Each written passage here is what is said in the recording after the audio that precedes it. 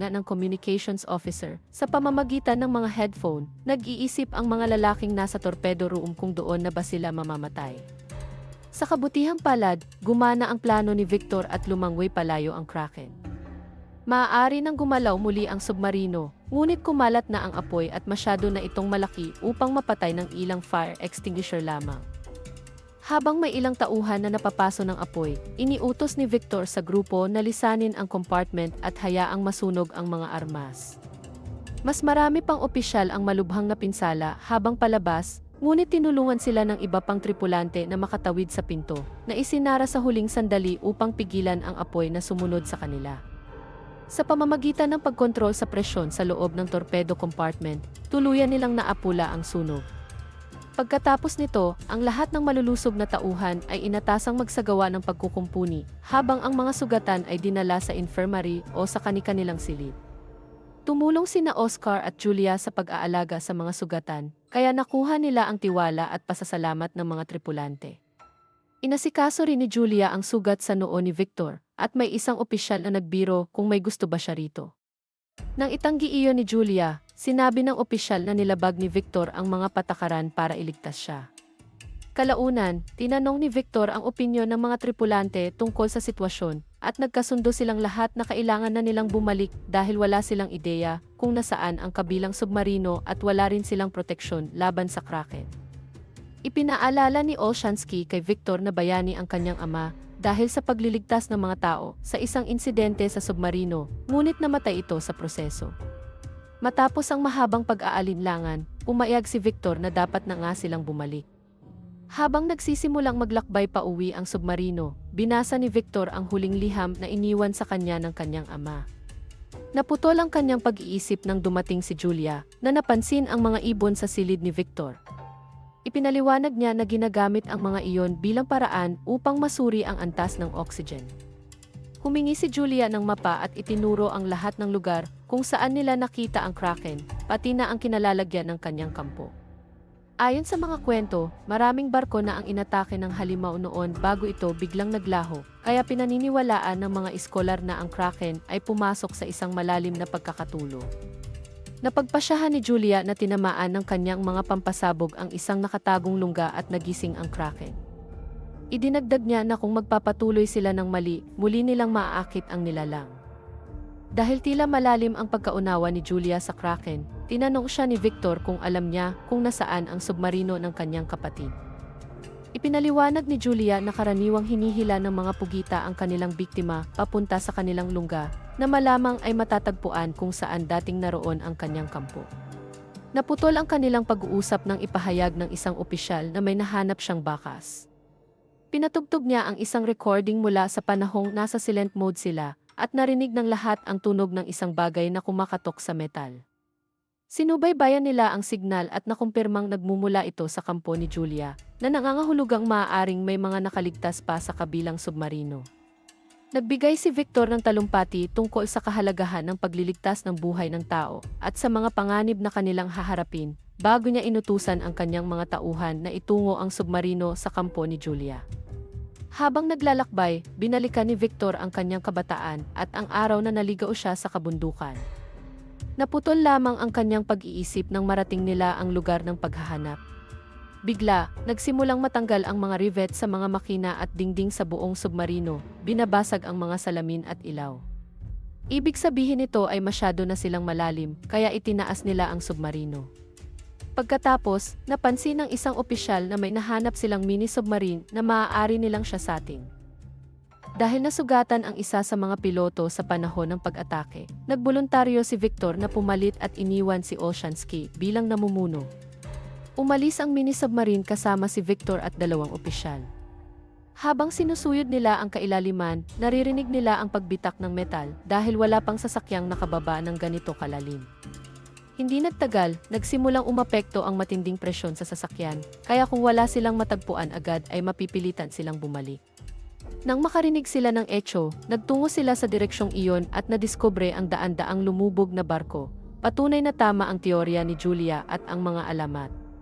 Sa wakas, natagpuan nila ang isa pang submarino at napansin ang matinding pinsalang tinamo nito.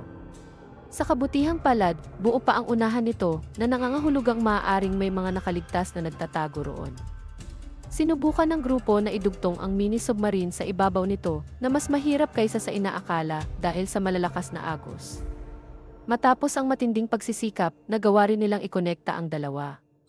Isinuot ni Victor ang diving gear at tumawid sa koneksyon.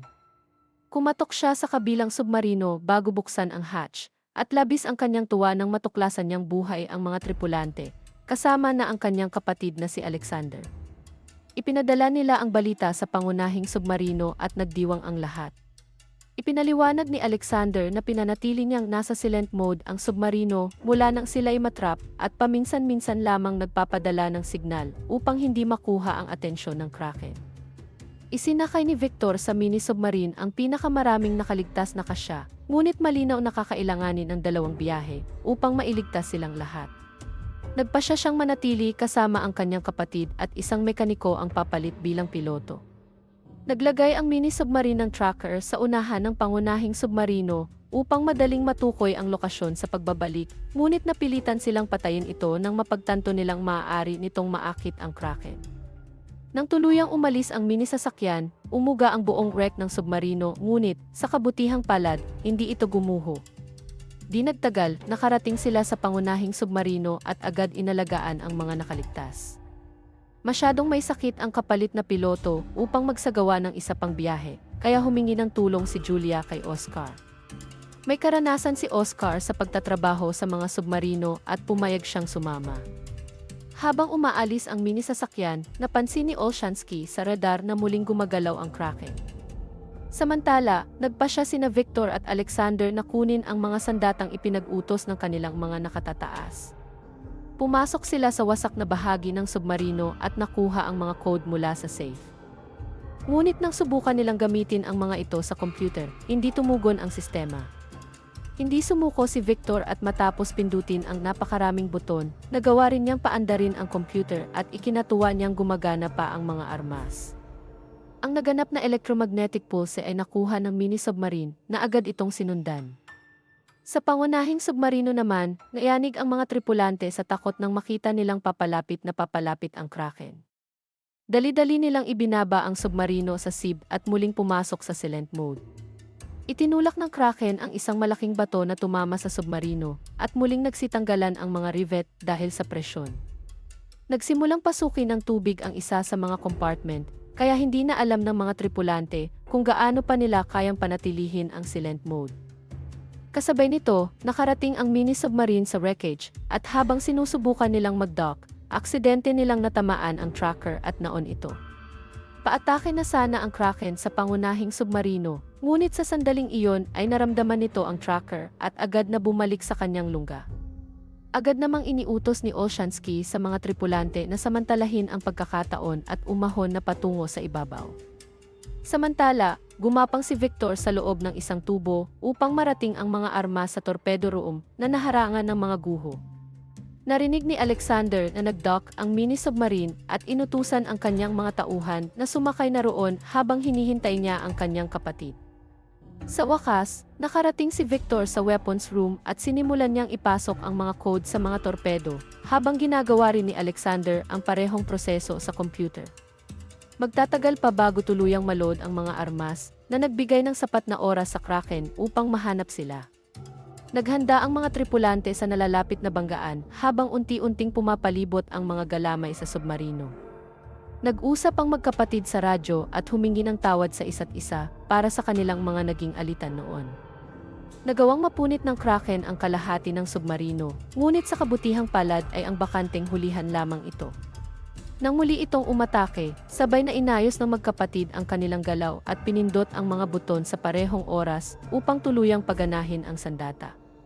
Isang napakalakas na pagsabog ang naganap na nagpainit at sumabog sa halimaw, na nagdulot ng isang napakalaking sinag ng liwanag na bumasag sa yelong Arctic at umabot pa hanggang sa atmosfera. Habang nagsisimulang bahain ng tubig ang submarino, dali-daling bumalik si Victor sa pamamagitan ng tubo upang muling makapiling si Alexander. Malapit nang mag-self-destruct ang mga armas, kaya kailangan nilang magmadali. Nagsimulang lumubog ang submarino at dahil sa malalakas na alon na humahampas sa mga pasilyo, nagkahiwalay ang magkapatid. Hinahanap ni Victor si Alexander hanggang sa makita niyang lumilitaw ang kamay nito mula sa tubig. Hinawakan niya iyon at hinila hanggang sa muling maging ligtas si Alexander. Nagmadali silang umakyat sa hagdan at pumasok sa mini-submarine. Isinara ang pinto bago pa sumunod ang tubig. May 2 minuto na lamang bago ang pagsabog, ngunit bigong makahiwalay ang mini-submarine. Habang nagsisimulang bumagsak ang wreckage sa kailaliman, naalala ni Victor ang emergency lever at agad niya itong hinila, dahilan upang tuluyang makawala ang mini-submarine. Umalis sila sa oras na sumabog ang mga armas, at ang malalakas na shockwave ay nagpapaikot sa mini-submarine sa ilalim ng dagat. Sa ibabaw, naghihintay ang pangunahing submarino ng balita. Halos mawalan na sila ng pag-asa nang makita nila ang mga bula sa tubig. Iyon pala ang mini-submarine na sa wakas ay nakabalik. Habang nagdiriwang ang lahat, sinubukan ni Victor na ibigay kay Alexander ang relo ng kanilang ama, ngunit sinabi ni Alexander na itago na niya iyon dahil karapat-dapat naman siya. Makalipas ang ilang panahon, nakarating ang mga tripulante sa Russia, at sa wakas ay muling nakapiling ng magkapatid ang kanilang pamilya. Huwag kalimutang mag-subscribe at i-on ang notifications para makapanood pa ng mas maraming video na tulad nito. Salamat sa panonood.